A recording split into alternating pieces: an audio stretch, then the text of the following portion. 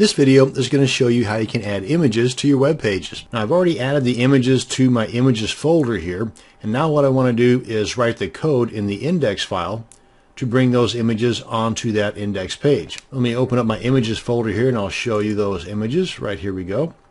And this one here, as I hover over, you can see it's 400 by 350, and the easy button image is 300 by 298. A couple of pretty good sized images. Now this is my editor here, and this is the Komodo editor, and what we need now is somewhere between the opening and closing body tag, we need to use the image tag. And this is a single tag. In other words, there's not going to be an opening image tag and a closing image tag. It's all kind of wrapped into the same thing. Let's go ahead and put in our opening bracket, IMG space, and then the closing part of our image tag, and that's it. Now this alone is not going to do anything for us as far as adding our images, but this is the actual image tag. In other words, there's no closing image tag, it's all wrapped into one. Now then, what I want to do is go ahead and put in a space and use the src attribute, just like it's showing here in the pop-up, and then equals, a couple of double quotes, and in between these double quotes I'm going to put the location of those images. And this easy button, for example, is right here in the images folder, so that's the first thing. Then we need to put a / and the name of the file and then the file type. I'm just going to go ahead and put this guy in my clipboard. Come on back here, and again it's in the images folder, / and name of the image. .jpg, and that's it.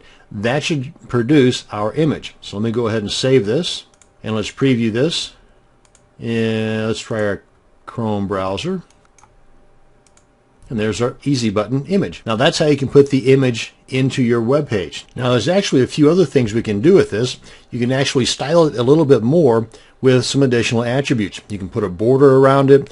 You can even make this smaller. For example, right now, let me see, how big is this? This is 300 by 298. Let's knock that down a little bit. Say 150 by 150. That'd be pretty close. And you do that by adding the height and width attributes. So we're going to space HEIGHT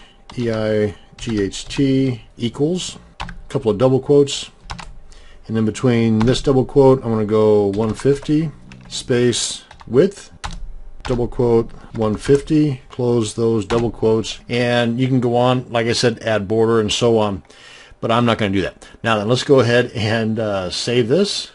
Come on back here and refresh, and there, now it's a much smaller one.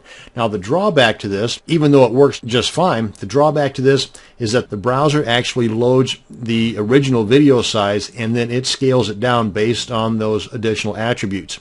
So in order to increase the speed of your page loading, instead of having the visitor's browser do all that resizing, I would go ahead and make the image the size you want it to be displayed, rather than having it a large image and then putting in those additional attributes and having the browser do all that heavy lifting. And that's how you can add images to your web pages and even add some additional attributes. In this example, resizing that original image. That's going to bring us to the end of this video. Thanks for watching, and you have a great day.